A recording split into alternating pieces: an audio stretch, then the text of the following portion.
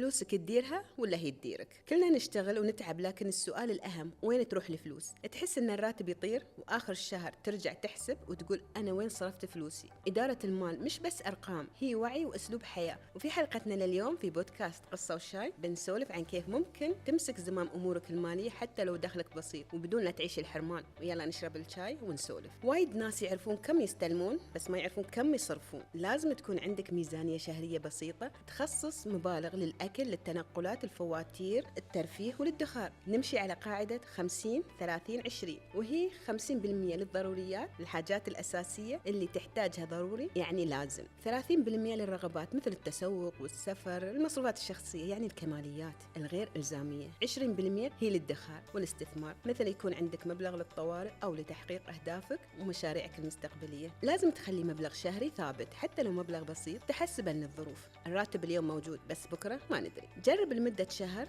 تسجل كل مصروفاتك من بداية القهوة أو الشاي اللي تشتريه يوميا. ممكن تستخدم ورقة وقلم وتبدأ تدون، صدقني راح تنصدم من بعض المصاريف الصغيرة اللي تخلص الميزانية. في شيء اسمه الشراء العاطفي، وهذا كلنا نطيح فيه، وهو أكبر مدمر للميزانية. زعلان أو متضايق أو حاب تكافئ نفسك، تفتح التطبيقات تشتري أشياء ما تحتاجها. خل قاعدة لنفسك، إذا عجبك شيء انتظر 24 ساعة قبل لا تشتري. عندي صديقة كنت أضحك عليها وحاليا هي اللي تضحك علي.